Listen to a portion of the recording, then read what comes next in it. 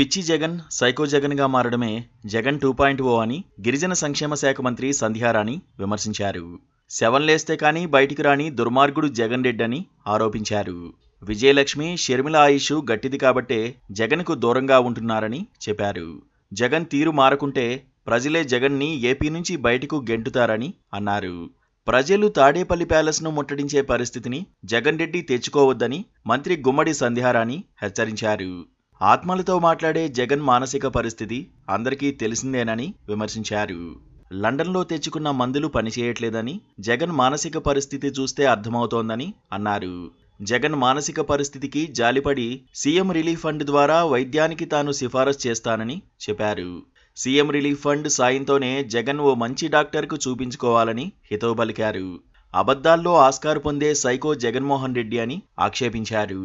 అసెంబ్లీకి వెళ్లి మాట్లాడమని జగన్ను ప్రజలు ఎన్నుకుంటే అసెంబ్లీకి ఎందుకు రావట్లేదని ప్రశ్నించారు. జగన్కు పిచ్చి ఏ స్థాయిలో ముదిరిందో అర్థమవుతోందన్నారు. 5 ఏళ్లు అసభ్యంగా మాట్లాడిన జగన్ నోట నీతులు విని ప్రజలు అసహించుకుంటున్నారని విమర్శించారు. జగన్కు విశ్వసనీయత అనే పదం తెలుగులో రాయడం రాదు, ఇంగ్లీష్లో అర్థం తెలీదని మంత్రి గుమ్మడి సంధ్యారాణి విమర్శించారు. జగన్ 2.0 ఎంత దారుణంగా ఉంటుందో అని ప్రజలు ఆయనకు ఎదురుదండాలు పెడుతున్నారని, ప్రజలు ఇచ్చిన 11 సీట్లతో ఆయన జగన్ రెడ్డి యుద్ధం చేయాలని, పిరికివాడిలా అసెంబ్లీలో మైక్ ఇవ్వడం లేదని జగన్ కుంటిసాకులు చెబుతున్నారని మంత్రి గొట్టిపాటి రవికుమార్ విమర్శించారు. బడుగు బలహీన వర్గాల సంక్షేమానికి కూటమి ప్రభుత్వం భరోసా ఇస్తోందని మంత్రి గొట్టిపాటి రవికుమార్ తెలిపారు.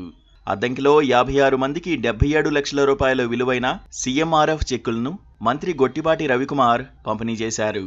జగన్ ఐసీయూలో పెట్టిన ఆరోగ్యశ్రీకి కూటమి ప్రభుత్వం అధికారంలోకి వచ్చిన తర్వాత ఊపిరిపోసిందని చెప్పారు. జగన్ 1.0కే ప్రజలు బెంబేలెత్తి 11 సీట్లకే పరిమితం చేశారని విమర్శించారు. ఇక 2.0 అంటే ఎంత దారుణంగా ఉంటుందో ఊహించుకోవచ్చని అన్నారు. Please subscribe to KTV Telugu. KTV Telugu. KTV Telugu. KTV Telugu channel.